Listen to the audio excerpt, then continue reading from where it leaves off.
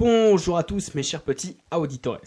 Alors aujourd'hui, j'ai pas d'idée d'introduction, du coup on commence tout de suite. Bonjour à tous et bienvenue dans ce 54e épisode d'Electron Penseur.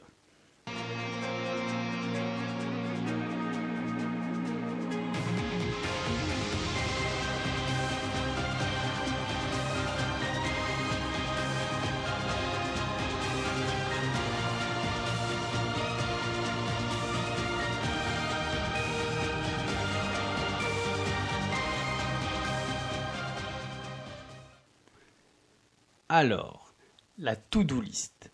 Déjà, si vous avez lu to-do list et pas to-do list, c'est que vous savez déjà de quoi je vais parler. Et pour les autres, pour qui c'est complètement inconnu, pas de panique, parce que pour tout le monde, on va mettre des bases communes. Alors comme vous en doutez, la to-do list, c'est un anglicisme, c'est-à-dire un mot emprunté de l'anglais, qui est très répandu pour pas dire mondialement célèbre, et qui peut être traduit facilement par liste de choses à faire. Alors oui, forcément, c'est comme pour les séries, ça sonne toujours moins bien en français qu'en anglais. Du coup, vous connaissez mon esprit un peu curieux, j'ai essayé de faire de nombreuses recherches pour savoir d'où ça vient, essayer de trouver une espèce de point d'émergence de l'idée, et en fait c'est un peu le problème avec des concepts qui sont super populaires, voire vraiment célèbres comme celui-là, c'est que tout le monde se revendique un peu la paternité du truc. C'est un peu comme la découverte de l'Amérique, les Vikings, Christophe Colomb, chacun met ses petites théories pour essayer de se tirer et dire oh oui c'est moi qui ai été le premier, là c'est un peu le même concept. Et de toute façon en plus c'est assez dur de trouver parce qu'après tout, de tout temps les hommes, oui, je sais, ça faisait longtemps que je ne l'avais pas placée celle-là. Donc de tout temps, les hommes ont finalement pris des notes sur les choses qu'ils avaient à faire ou qu'ils ont faites. Mais donc du coup, et après à rechercher, il semblerait que ce qui se rapproche le plus de l'usage qu'on en fait aujourd'hui, de cette to-do list, elle est en fait utilisée et développée par les développeurs informatiques dans la deuxième moitié du XXe siècle. En effet, là c'était vraiment les prémices de l'informatique, c'était vraiment des pionniers dans le domaine. Et donc du coup, après avoir créé un logiciel, ils lui faisaient subir toute une batterie de tests. Le but de ces tests, en fait, c'était de mettre à mal le logiciel, avec par exemple des tapes rapides, plusieurs tâches en même temps, des retours en arrière. Donc le but, en fait, c'était de tester les limites du logiciel, mais surtout, en fait, de trouver les bugs, de se dire, voilà, si on fait telle combinaison de touches, il finit par planter. Mais après tout, le but, c'était pas juste de trouver les bugs, c'était pas juste une espèce de petit plaisir sournois, de détruire des heures de travail en disant, ah bah oui, regardez, là, j'ai réussi à faire planter mon propre chef-d'œuvre. Non, en fait, le but, c'était de trouver les bugs avant forcément les utilisateurs et de pouvoir les réparer. Donc du coup, c'est de là que vient l'utilisation de la to-do list telle qu'on la connaît maintenant. C'est-à-dire en fait finalement de noter sur un petit bout de papier le bug à résoudre, puis de continuer les tests. Parce que là, c'était pas de dire on a trouvé un bug, c'est tout, on arrête tout, maintenant on va plancher dessus pour réussir à le résoudre. C'était là pendant 5, 6, 10 heures, on va faire tourner l'ordinateur pour essayer de trouver tous les bugs. Et à chaque fois qu'on en trouve un, pouf, on le répertorie. Et voilà, on le met sur une petite liste. Donc pas d'une liste de constats, mais une liste de choses à faire, de se dire voilà, tous ces bugs-là, il va falloir les attaquer les uns derrière les autres et réussir à les résoudre. Mais finalement, vous pourriez me dire là, à juste titre, finalement, moi je suis pas développeur et en fait je m'en tape parce que voilà, moi jamais j'arriverai à faire une ligne de code pour la plupart d'entre nous. Et je vous dirais en fait finalement que même si vous avez un regard un peu froid sur cette approche, vous avez tous et toutes déjà utilisé dans votre vie une to-do list. En effet, toute personne qui a un jour fait une liste de courses ou lu une notice a utilisé une to-do list. Parce que le but de cette to-do list, c'est justement de se rappeler des actions à faire. Donc se les rappeler pour soi, mais aussi pour les autres. Cependant, en fait, la to-do list, elle peut avoir deux buts. On peut même l'utiliser en fait de deux manières différentes. Donc là, je vais vous les présenter, ne vous inquiétez pas.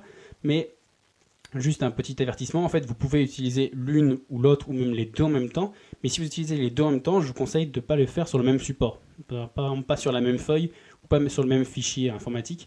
Parce que le but, c'est quand même d'aider votre cerveau, et que si en fait vous mélangez les deux concepts qui ont des manières de fonctionner très différentes, ça va plus perdre votre cerveau qu'autre chose.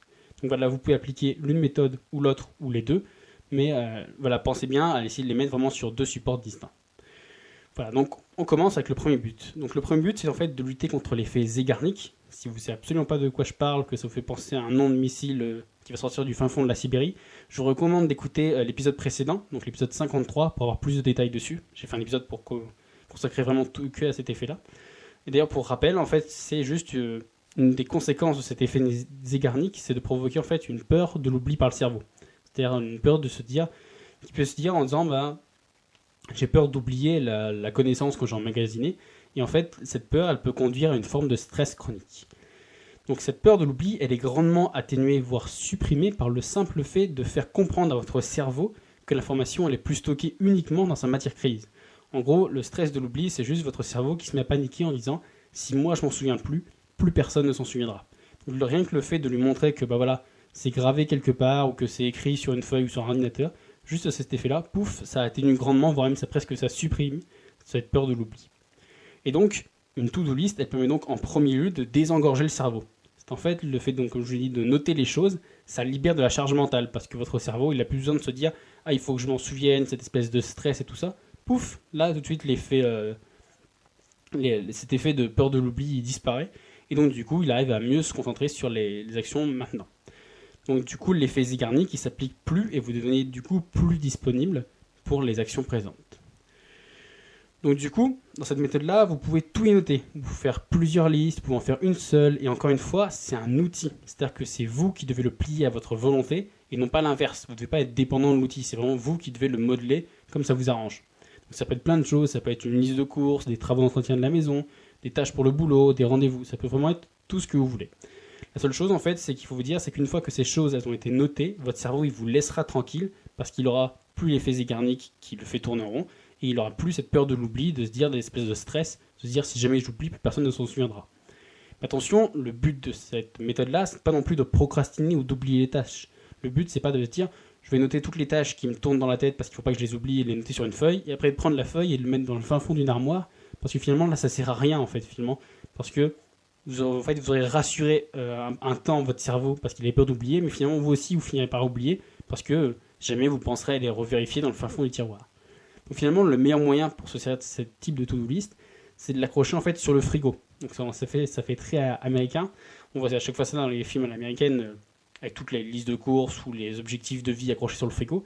Ou donc ça peut être sur le frigo si je vais vous expliquer un peu plus tard pourquoi c'est plus avantageux, ou finalement dans un lieu de vie. Donc voilà, ça peut être le salon, ça peut être la cuisine ou autre. Donc l'idéal c'est quand même à hauteur des yeux. Pourquoi à hauteur des yeux ? Parce que c'est, on va dire, donc souvent ça hauteur des yeux, comprenez, dans le sens où si vos yeux regardez tout le temps droit devant eux, ce qu'ils font la plupart du temps, donc c'est en fait pour qu'à chaque fois que votre regard il tombe dessus, ça vous serve de rappel, vous dit ah oui c'est vrai, il me reste ça à faire, ou faut pas que j'oublie ça. Donc pourquoi le frigo ?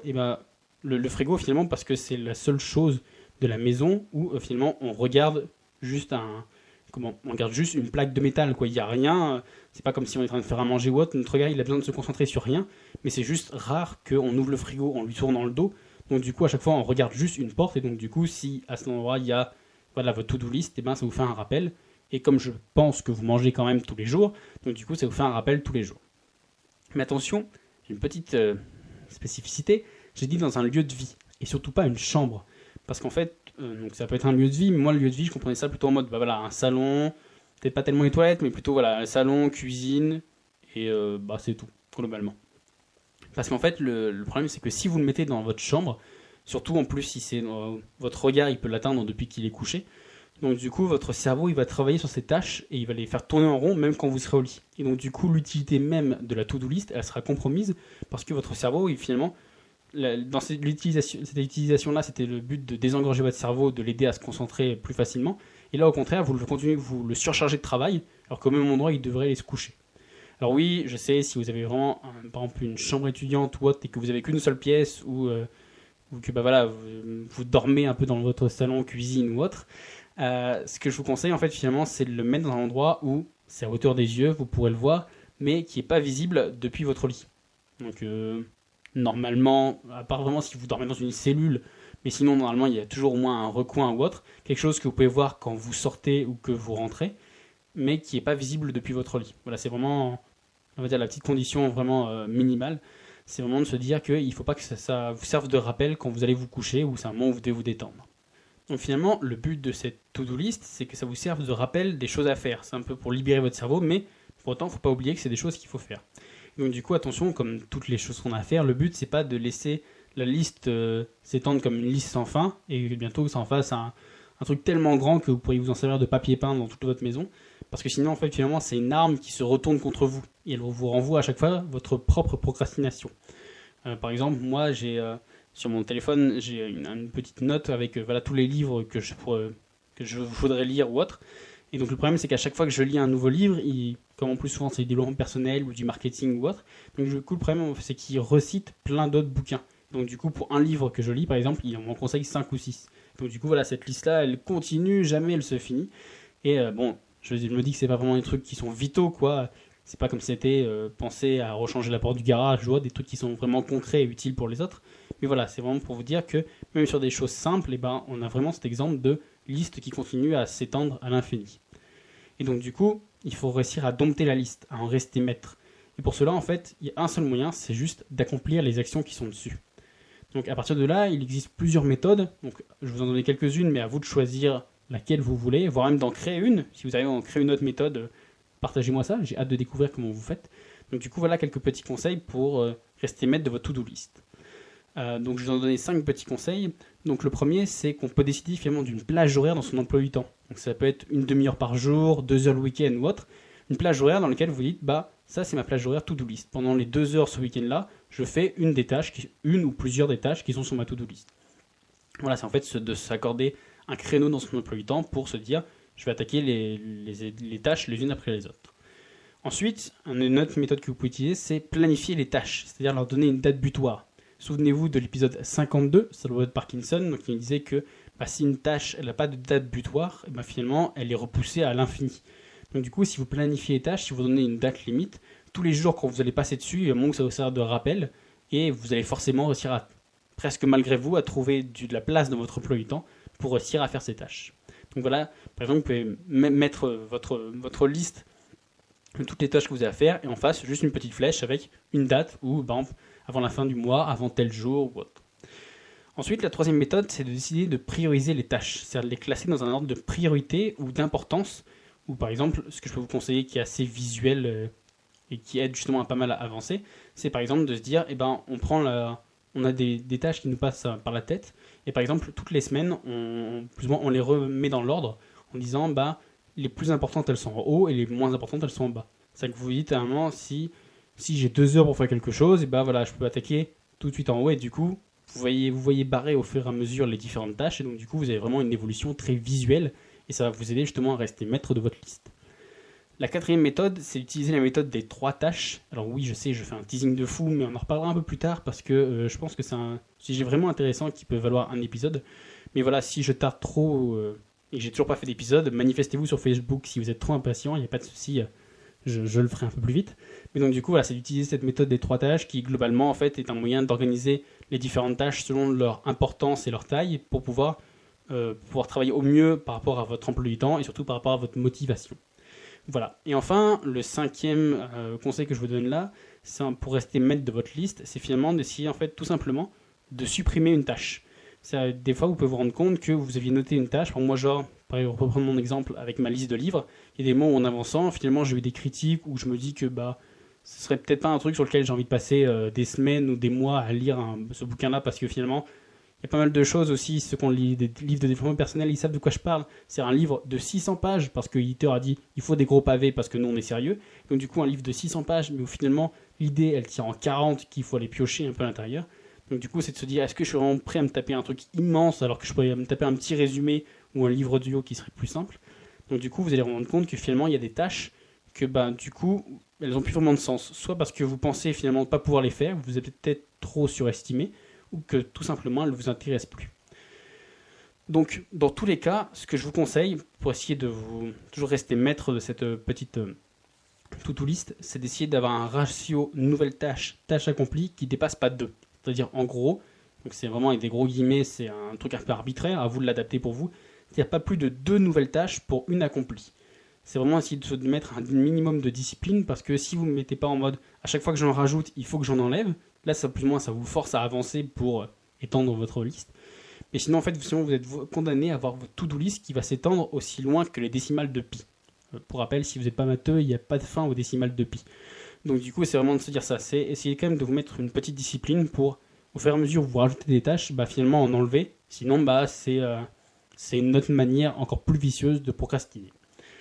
Maintenant, donc ça c'était la première méthode qui était plus de libérer un peu l'esprit. Donc maintenant passons à la deuxième utilisation. Donc la to-do list, elle a aussi une autre fonction que simplement d'éviter à votre cerveau de stresser, d'oublier. C'est aussi justement d'être là quand il oublie. Je vais vous donner un exemple. On a tous eu un jour, sous la douche, en promenant le chien, en démariant les choux, couché dans son lit, en discutant avec des amis ou en mangeant, une idée. Une idée tellement novatrice et révolutionnaire qu'elle changerait durablement la face du monde. Une idée si lucrative, simple et efficace que nous serions devenus millionnaires avant la fin de l'année. Une idée tellement géniale que vous vous flagellez de ne pas l'avoir eue plus tôt. Une idée tellement extraordinaire que désormais elle restera gravée à jamais dans votre mémoire. Une idée que vous avez oubliée 1 minute, 1 heure ou 1 jour plus tard. Une idée que vous n'avez plus jamais ni réussi ni à vous souvenir et qui est perdue à jamais dans les limbes de votre subconscient. Alors oui, ça nous est tous déjà arrivé. Pourquoi dans ces moments-là, un peu quand on promène le chien ou autre, c'est une autre histoire, mais encore une fois, dites-moi en commentaire ou sur la page Facebook si vous voulez que je vous la raconte, on en reparlera un de ces quatre. Mais en fait, ce qu'il faut retenir de cette petite histoire, c'est que ça nous est arrivé. Et que cette idée, si brillante soit-elle, elle a été perdue à jamais. Et c'est là que la seconde utilisation de la to-do list, elle rentre en jeu. Parce que dès l'instant où cette idée, elle se concrétise, où elle vous apparaît, notez-la. Notez-la le plus vite possible et sur n'importe quoi. Une feuille, un post-it, un smartphone, un bloc de marbre, peu importe. Parce qu'en fait, l'idée, c'est juste de noter. C'est juste de garder une trace. Mais attention, juste noter l'idée, ça peut ne pas suffire. Si Steve Jobs, il avait juste marqué Macintosh, il aurait peut-être cru que son idée de génie, c'était de monter une entreprise de vente de whisky écossais. Parce que dites-vous que finalement, l'oubli, il emportera l'idée de votre cerveau. Et du coup, il faut que la note que vous allez laisser, elle soit suffisamment explicite pour que n'importe qui puisse la comprendre. Même, voilà, écrivez-la comme si vous essayiez de la faire passer à quelqu'un d'autre. C'était un peu genre ce que vous léguiez à vos héritiers. Parce que il est possible aussi que votre cerveau n'ait pas complètement tout oublié, qu'il lui reste encore quand même des traces. Donc, à la rigueur, pour lui, ce sera même plus facile s'il lui reste des traces, si c'est suffisamment large, si c'est une zone suffisamment éclairée, si c'est une idée qui est assez étoffée. Ce sera plus facile pour lui de s'en souvenir. Et même s'il ne s'en souvient plus du tout, bah, du coup, vous aurez gardé votre idée. Parce que plus ou moins, vous la serez expliquée à vous-même. Je sais, ça fait... Moi, j'y vois un peu une forme de voyage dans le temps. En gros, vous laissez un message à votre vous du futur. Mais voilà, c'est un peu l'idée. Et d'ailleurs, là, vous pourriez me dire, ouais, mais non, mais ça, c'est pour les gens qui ont Alzheimer ou pour les petits vieux. Moi, ça va, je me souviens de tout. Bah, je vous dirais de ne pas être trop optimiste dans la mémoire de votre cerveau, parce qu'il a déjà laissé passer suffisamment d'idées géniales pour vous prouver que, finalement, vous pouvez avoir une demi-confiance dans sa mémoire. Donc, finalement, le but de l'utilisation de cette seconde méthode de la to-do list, c'est juste de vous permettre d'être beaucoup plus efficace que vous le pensez. En effet, comme je vous l'ai dit, on a tous des idées qui popent un peu de manière random, qui les fait sortir de nulle part, et donc du coup ça vous rend plus productif parce que ça vous permet justement de capter ces idées avant qu'elles disparaissent par l'oubli. Donc du coup ça vous permet de mettre à profit toutes ces idées que votre cerveau fait naître, plutôt que d'essayer de vous mettre devant une feuille blanche et de créer de toutes pièces après une profonde et intense réflexion cette idée. Ça, on sait bien que c'est un mythe. Jamais personne n'a eu des idées comme ça. Ça nous apparaît tous, des moments complètement incongrus. Mais il faut pouvoir les noter, il faut pouvoir se les rappeler pour que, quand on se concentre et qu'on réfléchit, on puisse réfléchir sur l'idée et pas sur le fait qu'elle va apparaître d'un coup comme ça. En conclusion, qu'est-ce qu'on peut donc dire sur cette to-do list ? Et on peut dire que c'est un outil génial pour toute personne qui désire être davantage maître de son temps. Et ça tombe bien parce que c'est un petit peu le sujet du podcast. Donc là, pour faire juste un petit rappel des nombreux avantages qu'il y a, où je sais ça va faire très vendeur de tapis, mais finalement je vous ai juste démontré ces avantages-là, là c'est juste un résumé. Donc ça diminue la charge mentale pour se concentrer sur l'instant présent, ça lutte contre le processus d'oubli du cerveau, ça fait baisser le stress de l'oubli, ça met à profit les idées géniales que le cerveau y produit de manière complètement random, ça permet d'organiser visuellement ses tâches et de voir tout aussi visuellement le travail abattu, comment on évolue. Bref, avec autant d'avantages, pas étonnant que la to-do list elle soit au développement personnel, ce que Zeus est à l'Olympe. Mais si tout comme Zeus qui possède un rival fratricide qui est Hadès, la to-do list elle possède un rival, un unique ennemi qui est sa faiblesse et sa limite. Une petite règle de 5 mots qui met à mal le titan et qui en fait un colosse au pied d'argile. Est-ce que je fais un teasing de fou ? Oui. Est-ce que je culpabilise ? Pas du tout. Du coup, vous saurez absolument tout sur ce nouveau venu, cette faille ultime de la si glorieuse et si orgueilleuse to-do list, non pas la semaine prochaine, mais dans 2 semaines, dans l'épisode 56. On vous a compris, il y a quand même un épisode la semaine prochaine, mais voilà, comme j'ai aucun scrupule et que j'ai fait un teasing de fou, je vais vous laisser patienter 2 petites semaines. D'ici là, je vous dis à la semaine prochaine pour un nouvel épisode. Ah, et si, une dernière chose, j'ai publié un petit article, donc vraiment tout petit, il se lit en 4-5 minutes, sur la vie de Vilfredo Pareto, donc qui a donné son nom à la célèbre loi de Pareto. Si vous ne voyez pas de quoi je parle ou que vous avez envie que j'en parle, vous inquiétez pas, je vais en parler parce que ça fait partie des 12 lois de la gestion du temps. Donc voilà, c'est vraiment une toute petite bio, un peu pour savoir d'où ça vient. Donc pour y accéder, c'est très simple, vous cliquez juste sur le premier lien qui est sous l'épisode, dans les notes de l'épisode. Et si ce concept de petite bio il vous plaît, n'hésitez pas à me le faire savoir. Et si ça vous plaît pas, raison encore plus pour me le dire, pour me le faire savoir. Bref, voilà, c'était la petite info du jour. Moi je vous dis bonne journée et à la semaine prochaine. Ciao!